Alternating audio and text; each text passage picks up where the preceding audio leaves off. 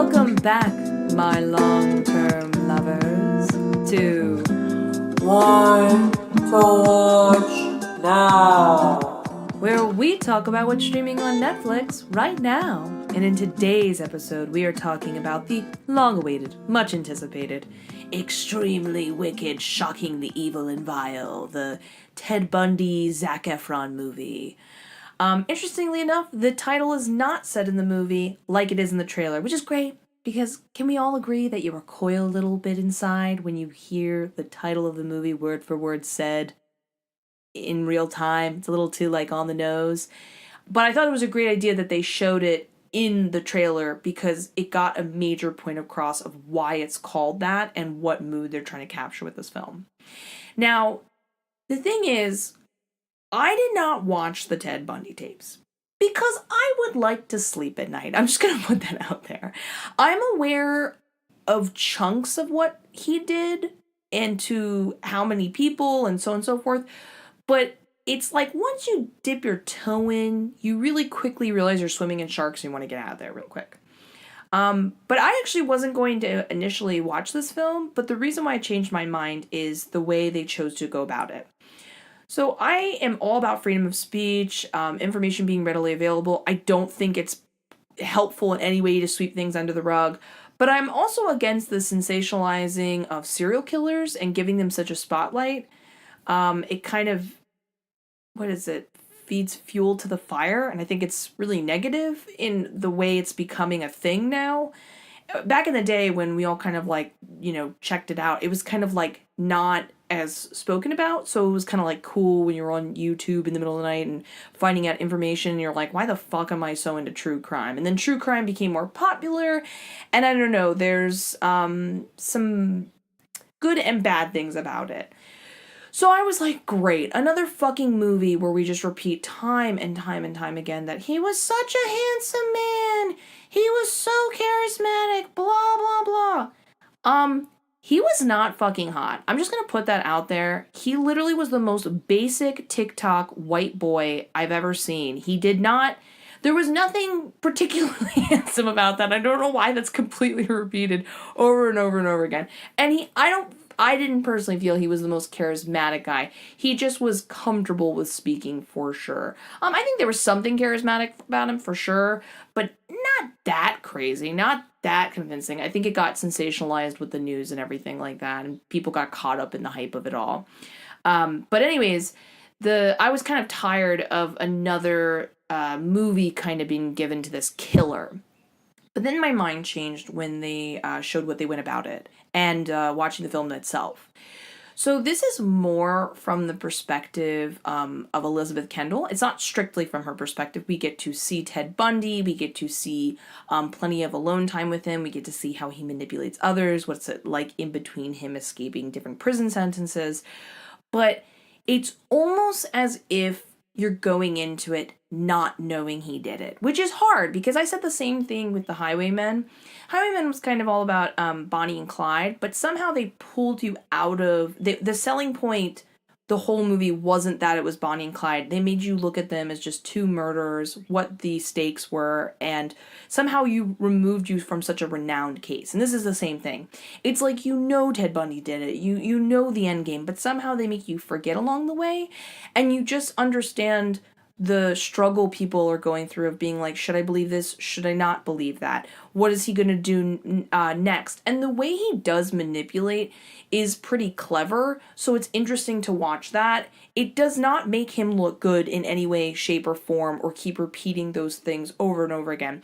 It's very matter-of-fact, and when you look at it very matter-of-factly with what actually happened in court and what actually happened, I think it takes away a lot of the mysticism and just puts the emotions on the line, is the best way I can put it. So really loved it for that reason and that perspective. And interestingly enough, it was actually based on the book written by Elizabeth Kendall, who was played by Lily Collins, the long-term girlfriend of Ted Bundy. So this is an extremely accurate account. And then the screenplay was written by Michael Warwe, which, by the way, they both did an amazing job. This is an incredibly well written and well timed and paced movie. I can't tell you enough how much you should go watch it.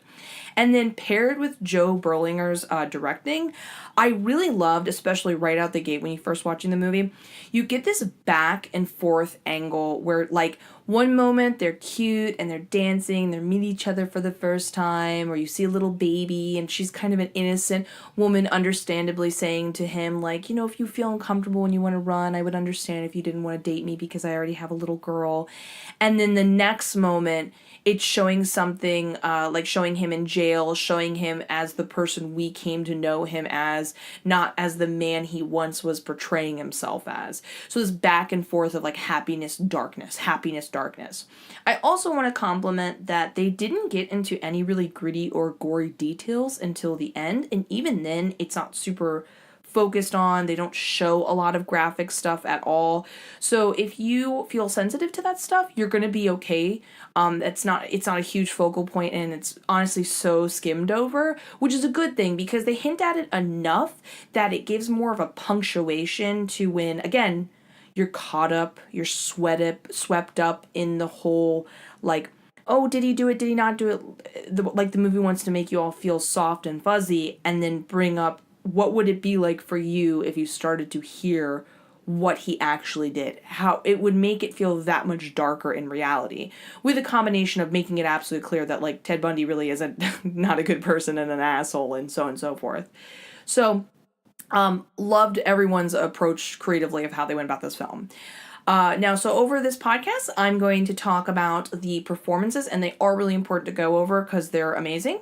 I'm going to talk about what actually happened with the whole Ted Bundy case. How did he get captured? When did he escape? What were his sentencings? What was the evidence that kind of got him overall taken?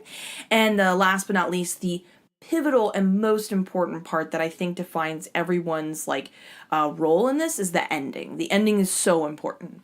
But before we go into that, I just wanted to take a moment and ask if you would not mind please subscribing on whatever platform you're listening to. And in addition to that, if you would like, please become a Patreon supporter today. Not only does it help me, but today I'm so excited. I am posting the beginning of a very long series I'm doing on Patreon. It's a bit of a mystery cipher, decoding type thing. I think you will have a lot of fun. Like, if you're into this type of shit, I think you will most certainly love it.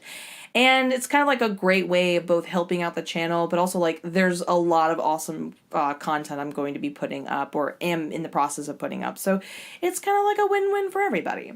Okay, so first, the performances. Zac Efron as Ted Bundy was amazing. Like I said, Ted Bundy was not fucking cute. I don't know why that keeps getting sensationalized. I also love, somebody put a tweet up one time where they were like, they put a picture up of, what is his name? Bruce Lee, showing, like, here's a really handsome guy who didn't murder anyone. Like, stop saying this. But Zac Efron is genuinely a super, super handsome guy. So he was a little more compelling, to be honest with you. He was a little more convincing, which gets the point across better if that's going to be repeated over and over again. But the thing is, Zac Efron impresses me time and time and time again with his performances. You know, he started off with, you know, we're all in this together, High School Musical, but he was really capable of more, and when he was given the opportunity, he took it. Because, like, okay, so Ted Bundy, when you're going to play your performance, you need to forget you're watching that person. I think in this day and age, people are a little too well known. True crime is a little too well known. So you don't find yourself really enjoying the movie because you're just so painfully aware they are that person. And you need to not only make me understand the perspective of that person, so I feel like I could understand what Ted was thinking at the time and so on, but also I need to kind of just even forget it's Ted or forget it's Zach. And amazingly enough, despite him being so well known and playing someone so well known, I really did forget a lot of the time. He also captured Ted's nuances incredibly well. I cannot stress enough how much you need to watch this movie because this is something to watch and behold. You know when you meet someone and you just kind of feel there's something off about them. You can feel they're forcing some sort of charisma. You can feel maybe they're a little disturbed or whatever the case. With Ted, he had a tendency to try to smile and, try to look amazing and charming, but you could see the way his eyes darted or when he would go cold. It would not be super obvious. It would be more obvious when he was a little more frazzled in interviews and stuff like that and kind of pushed up against the wall. But it's still a very subtle type of detail that you experience when you're a human and you're experiencing other humans. You're like, you can already feel you don't trust them. But to do it as an actor, I just was thoroughly impressed by his impersonation of Ted Bundy, from when he was stressed to faking charisma to one thing that I think he did that we're going to talk about more at the very end is just there were times as Ted, he was so emotional about his separation and trying to keep a hold of his girlfriend Liz that it didn't make you start to not have empathy for Ted, because this movie is not trying to sell it that way at all. And you don't feel that. You just start to wonder if, out of all the craziness and all the violence, did he somewhere in the thick of it all have any feelings for her? Were they real? And I think it's less of an idea that that would make any of what he did better, but more of an idea of I think Liz wants to know, I can't speak for her, but I wonder if she thought, hey, this person put me through all this, made me love them, made me build my world around them, and meanwhile they were doing all this heinous acts. Was our relationship a lie? Was I just something to help him have a good cover? What was it? There's just this misplacement in your life of what does it all mean? I think this is not the same comparison, but a light comparison would be when someone finds out the person they've built a family with has been cheating on them for a decade or whatever. It's this feeling of what the fuck? Especially if it's with your best friend or something. It's this vibe of what does this all mean? So he captured that on so many levels, and I cannot stress enough how amazing it is. Lily Collins as Liz Kendall, the first one, his long-term girlfriend. The stress in her face, fuck. So again, when we talk about performances, it's really easy, or it's not easy, but I think a lot of actors like to choose very emotional, dramatic parts to potentially get an Oscar, to be noted as an actor. And the more ridiculous, more over emotional it is, you're back in the day, the unspoken word was kind of this will get you an Oscar or this will get you noted. But her performances, now I didn't see all of Bones, I just saw parts of it. I'm aware she was in that too, and she did a great job in that as well. Sadness and real pain is a lot quieter and more subtle, and it's something you carry. And I think that is way harder to portray, and she did it. She did an amazing job. Again, I was sitting there with her, not blaming her for having moments when she was watching certain trials and being compelled back into the relationship, or when she was, for a second believing him, then the next not, and then just the act of her not talking to him anymore but having trouble moving on. I really didn't sit here and think she was dumb or stupid. Not that that would be a crime, because that is people can be that way, but rather I just was fighting for her and felt for her. And I think that's really hard to portray, again, because you just get so swept up in the blanket idea of, it's almost like small town talk. It's just you hear the words, he's a serial killer, that's it. You're either a bad person because you dated him or you don't believe him. It's so many blanket statements when it's a whole lot of gray, especially with her long-term history with him. So I think that's really wonderful that she did such a great job giving Liz a voice. I'm sure that's really important to her as a human being. Then I also want to note Kaya, if I'm saying her name correctly, Kaya Scodelario. She's from Skins from forever ago. She's one of those actresses where she did such an amazing job in Skins and at such an incredibly young age that she kind of disappeared for a couple years, and I was like, where the fuck is she? She's so great. And she started to resurface, but she's starting to get better roles. And I think she's almost stronger in a side character than main character. She's almost a character actor, to be honest with you, after seeing her in this. The level of vulnerability, almost kind of borderline, what's the word beyond naive? She's naive, but almost you have to be this dumb to be this naive kind of thing. Like, I don't know. She just gave a lot of, again, depth and humanity to a character. I thought she did an amazing job. And she rocked that little bowl cut and 70s glasses like you would not believe. Okay, let's get into Ted Bundy and all the different cases. A little background history. Just, this wasn't in the movie, but I thought you'd be interested. But Ted Bundy, the rumor is, it's not confirmed, that he was conceived between his mother and his grandfather. Now, either way, he was born into an unwed mother's clinic. And at the time period, and because of his grandfather's nature, they wanted to avoid stigma. And they kind of like took him in and said, oh, he's our kid. And Ted Bundy's actual mother was just his older sister. So another, his mother's younger sister was also believed his sister was actually his aunt. And his grandfather was an asshole. He was conservative, he was Republican, he was known to be violent with loved ones, animals, he was a bigot, racist, anti-Semitic, you name it, he was it. Now, you could say nature or nurture, who knows, that's a whole different story, but he was, word was, he was showing disturbing signs even at a young age. There was one story from his aunt when she was younger, she was taking a nap, and she woke up, and a little 3-year-old Ted Bundy had surrounded her with knives, like sticking in the floor, and was holding a knife himself, smiling over her. So that's incredibly adult and creepy and a lot of things. Later on in life, Ted ended up meeting and dating Liz Kendall.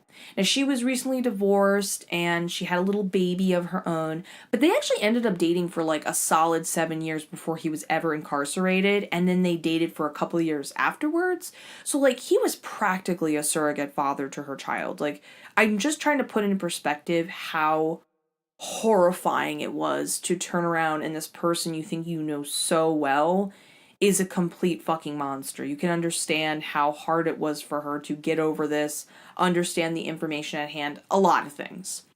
Anyway, when he got pulled over, he was in Utah one day. This is where he was living at this point. He lived in many different states, but he was living in Utah at this point, and he got pulled over for a speeding ticket, and he happened to match the description of a suspect who had been attempted kidnapped and even maybe potentially attempted, murder, violence, something, and had escaped. He was picked out of a lineup, and when they were first doing this case, he was so cocky. It was a very small-time court case. It wasn't a bigger thing, but he still got convicted despite his arrogance. And so he made a desperate escape, and he jumped out a window at the courthouse, at the motherfucking courthouse, and he successfully jumps out of this 2-story building, runs down an alley where a backpack is waiting for him. He changes out of his sweater, puts on a bandana, has a whole different look, is ballsy enough to smile at girls, look them in the face. There's still a little bit of ego there for him, and he runs away to hide in the, I think it's Aspen, Colorado, if I'm correct, mountains, and he hides there for 6 days. I just want to know, is that ever confirmed, like, who left in the backpack and the change of clothes? Like, was it his girlfriend at the time? I don't think so, but who knows? And who wasn't listening to his phone calls to predict this? Don't they usually listen to your phone calls, like, all day? Or is that, like, an aftermath, like a cameras where they just look when something eventually happens? I don't know. But it only lasted 6 days before they caught him and returned him. Now, the closest prison he was at was Colorado, so that's where he went next. But, well, that only lasted so long, too, because eventually what ends up happening is he decides to cut a hole he gets some sort of metal piece from the metal shop where they make license, and he cuts a hole in the vent system, and he escapes that way. This time, it is a much more successful escape, and he's living in Florida for a while, so he got very far away. He's partying, he's having a good time, he's murdering people, unfortunately. Now, at this point, I can't remember in the movie, but essentially his girlfriend at this time is starting to talk to him less and less and less. For a while, she believes everything he's saying, all of his lies, but as more and more, like, evidence is coming out and more things don't add up, and I think she's starting to see the wavering between his lines, his lots of false promises and stuff like that.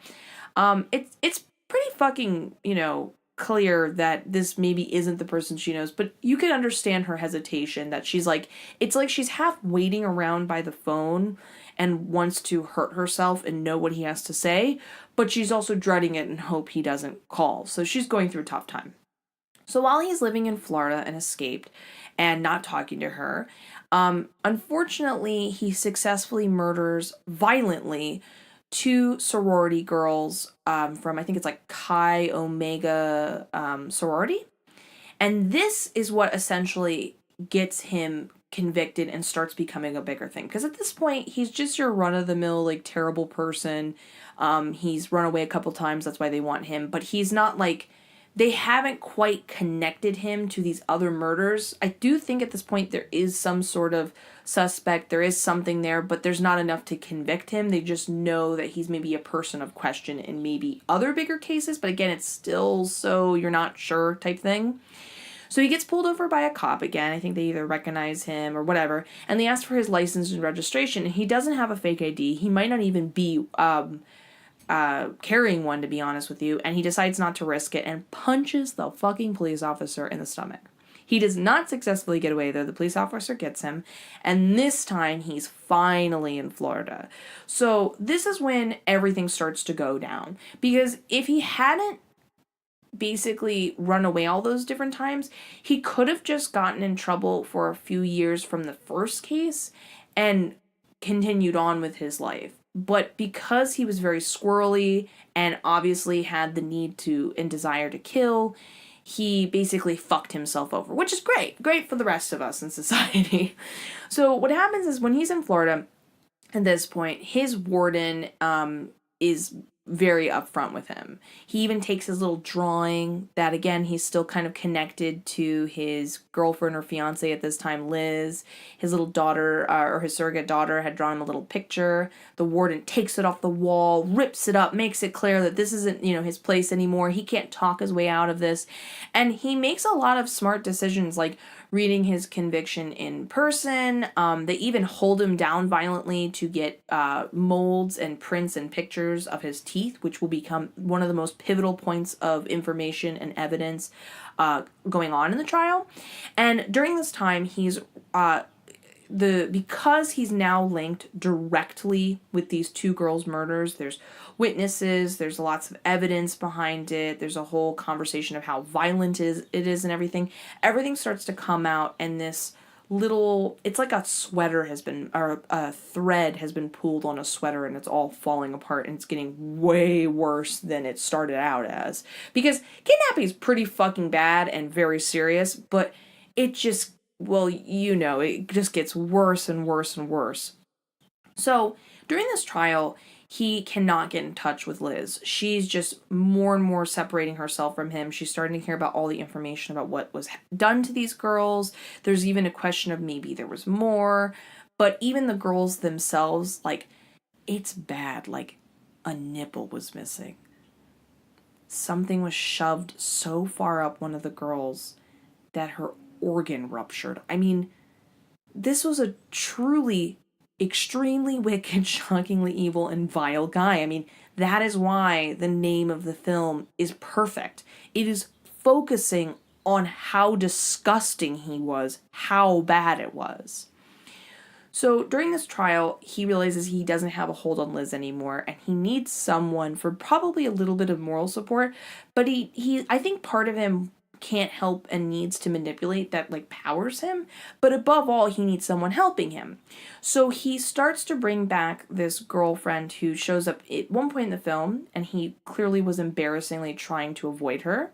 You could always see his charisma kind of die down very quickly when he looks like one of his charades is going to be popped. And this is, unfortunately, I say unfortunately for her, Carole Anne Boone. The poor woman was naive, in love with him, believed him without a doubt.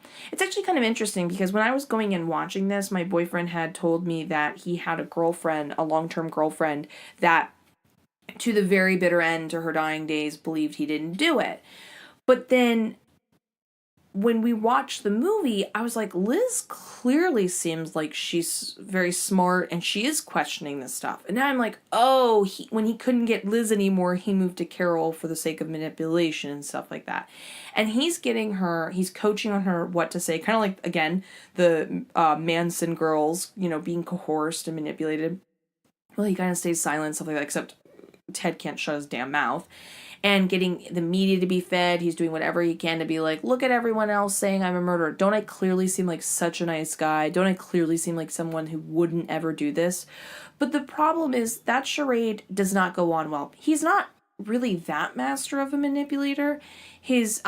One of the things that gets him caught is a detective asks him what he was doing in Colorado. He says he's never been to Colorado, but they have like license proof that he was in Colorado, so it already shows he's lying, which already gives them enough of a reason to investigate him for other murders. So his lies catch up with him, and after years and years of incarceration, even picking out, I don't know what's it called, not your jury, but the people who are watching you in court, he handpicks all these young girls to say how handsome and amazing he is. It just doesn't add up over time, which is really nice. Eventually, it's not enough. The evidence speaks for himself. And this is where it's really, really important. So one of the terrible things he did to one of these young girls is he bit them.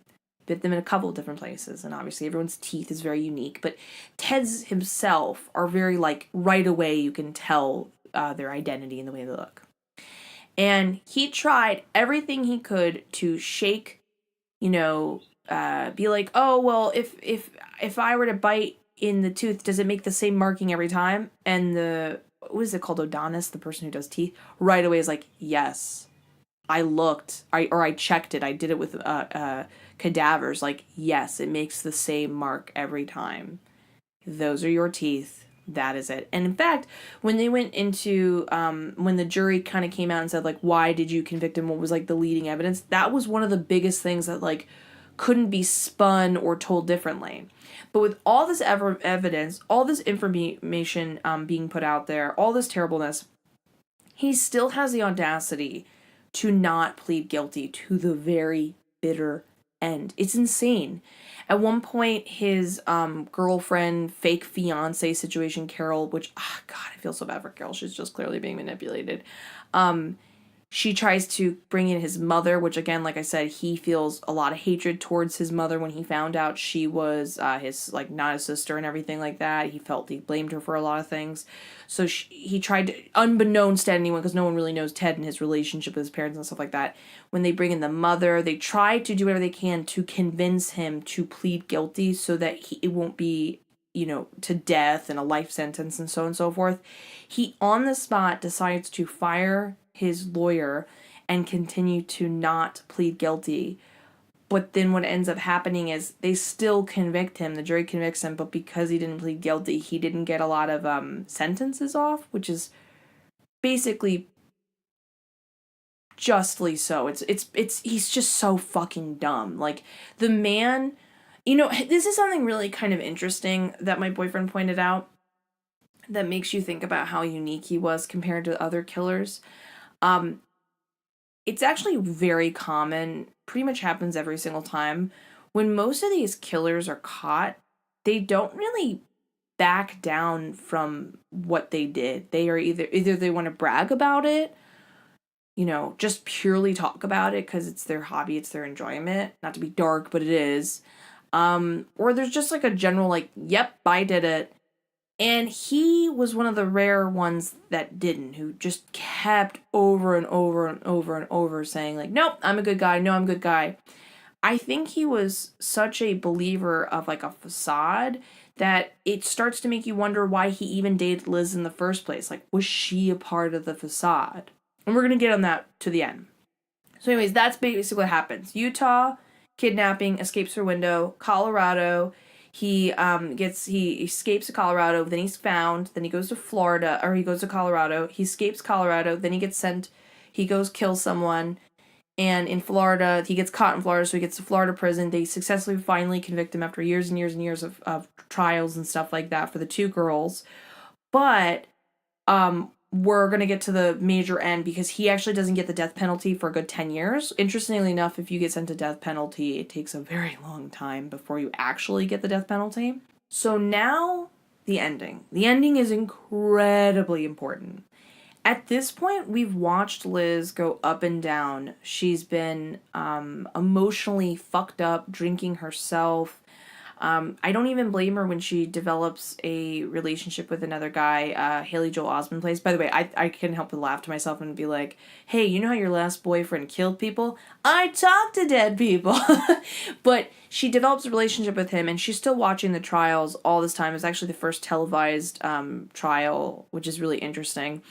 And she at times smiles and is still kind of charmed by his charisma and remembering a happier time with him. You know, it's like truly not being able to get over a boyfriend, because it's not like he dumped you and you still miss him and you never got a chance to have closure. It's like he murdered someone, so you don't know if he was really that person to begin with. So as she's grappling with that, she's been separated, she's been in another relationship, she's been trying to move on, but having a lot of trouble. And so she gets a letter from him. And he is kind of, it's kind of like a one last final, like, hey, please come see me. I just want you to know, like, kind of like a last man's deathbed confession type thing. And so she goes and meets him in jail at this point, which, by the way, if I was Carole Anne, I'd be fucking pissed, because Carole Anne at this poor point is technically married to him. She was married to him technically for 6 years while he was in jail. And they did fuck because, you know, he paid off some security guard or whatever. And she got pregnant and she had a fucking baby. She had Ted Bundy's baby. I had no fucking idea Ted Bundy had a baby. But he does. And we'll get to that. But so she's having to go see him. And the last, like, 10 minutes of the movie are just the most serious, brutal conversation. Ted is still trying to lie, but he's so much more hardened and grittier and serious. He's clearly still trying to hold on to this memory of her, and honestly, it might have been truly the only person he loved. I mean, after a while, you start to wonder, like, maybe he really did love her. Again, doesn't change anything, but it's just a conversation here. And she holds up a picture of a woman. And this, like I said, it makes a lot of impact for the movie when they don't talk about the violence and then maybe they show something or talk about one little small thing. Oh my god, do you hear that bird? I sound like I'm in the jungle right now. I'm in the jungle and I'm talking about Netflix. So she holds up this picture of a woman without a head. And you get to see the picture. And she says, what happened to her head? And it takes a lot of prying from him. A lot. Before he writes on the window, hacksaw. She's so disgusted she runs out of the room. Detectives are waiting for him. And this is when I think he thought he was potentially going to get off of death row by confessing, like get some of his time off. He tells his ex Liz that he's just gonna bullshit, it's all lies, but it's like, honey, hacksaw, like, it's unspoken, but it's real. It did happen. He ended up confessing to 30 different murders, but the count is believed it was a lot higher than that. I mean, I'm wondering if it could have even been more than 100, like 200, something devastating. But either way, that scene is really important because Liz talks about the idea of him releasing her. And he never says it. He never says, I release you. He kind of even strengthens his hold on her at the idea that they might potentially, you know, get back together or something, some sort of little hope to the bitter end. But I think by just having him admit just the word hacksaw, just writing it down, just a little bit of that foreclosure of like, actually, no, he really did do it. It's okay to hate him. It's okay to move on. It was just the smallest, she just needed some truth. She was living in lies and it was confusing the fucking shit out of her. So that's how it basically ends. And I just want to make a note. This is like a side note. So this is like, doesn't have to do with the movie. They don't really shine light on that, which is good. This woman deserves like privacy and stuff like that. But Ted Bundy had a motherfucking kid. And I had two major thoughts. One, I thought, fuck. Like, the best thing you could do for some type of monster like this is that they just die. There's no legacy. There's no genetics passed down. Not the worry, like, keep in mind, like, we talk about nature versus nurture. Like, his fucking daughter isn't going to become a murderer. I'm not accusing that. I'm just saying the idea of, like, anything associated with him continues on is blasphemous and sucks. But on a more human note, just like this person who exists, like, I'm so sorry she has to be related to someone Like, this is something that's, like, a part of her life. Like, I hope she was able to be her own person. Like, I mean, some people live in the shadow of their parents because they're too renowned. And, like, they worry if they could ever live up to the potential. I can't imagine. I mean, like, a good example is, like, what we need to talk about Kevin. Remember, the mom had to deal with the fact that she even tried to move on, and she will still always be known as the mother of the school shooter and being connected to that, even though she has nothing to do with that. And it's the same thing with, like, never even having known your dad. And then this carrying you your whole life. So, yeah. Really good movie. Great perspective, incredible performances, very well done. You should totally go fucking watch it. You should totally become a Patreon supporter today and subscribe on whatever platform you're listening to. I love you in the most platonic way possible. Bye!